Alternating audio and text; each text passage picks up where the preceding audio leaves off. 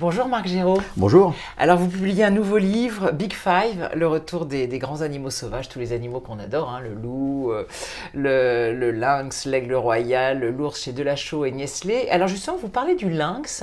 On ne le connaît pas très bien, ce lynx.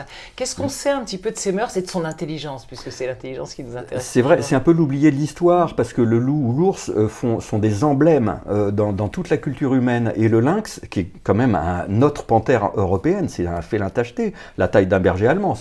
Il est tellement discret qu'il fait pas tellement partie de notre culture. Mais lui aussi, il a son intelligence, il a son rôle dans la nature et on ne fait pas attention en fait. Il y a très longtemps, on en aurait introduit 21 dans les Vosges, ils se sont reproduits et aujourd'hui il n'y en a plus. Ils ont tous été braconnés.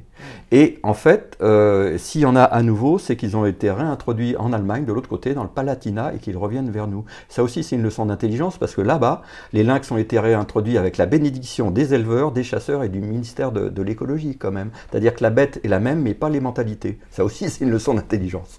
Et alors, quelles sont les mœurs du lynx, justement, son intelligence un peu au quotidien? Comment est-ce qu'il vit? C'est un solitaire plutôt?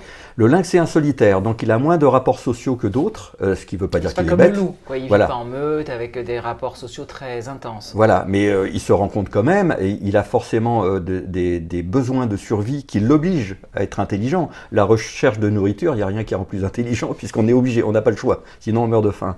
Donc par exemple, une femelle qui s'occupe de ses petits, elle se fait vite repérer malgré elle par les autres proies. Donc elle sait très bien déménager, retrouver une tanière, suivre ses proies finalement, sans les embêter. Elle sait aussi se méfier des humains. Le problème, c'est qu'elle ne connaît pas le code de la route et que le grand problème des lynx aujourd'hui, c'est les accidents routiers. Mais sinon, le lynx est parfaitement adapté à son milieu. Et comme tous les animaux, c'est un véritable radar sensitif avec une ouïe formidable. Un œil de lynx, c'est une expression, c'est faux. Ça vient de œil de Lyncée, qui était un navigateur grec. Mais en fait, il voit mieux que nous la nuit, mais il ne voit pas mieux que d'autres prédateurs. N'empêche qu'il est super bien adapté et remarquablement intelligent.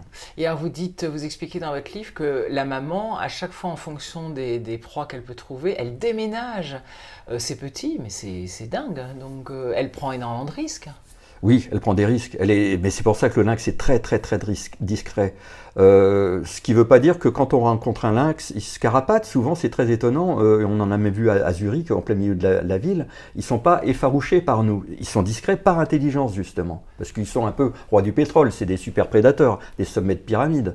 Donc, ils ont peur de personne, mais ils ont quand même l'intelligence de ne pas trop la ramener, si je peux dire, parce qu'il y a quand même des ennemis du côté des bipèdes. Merci.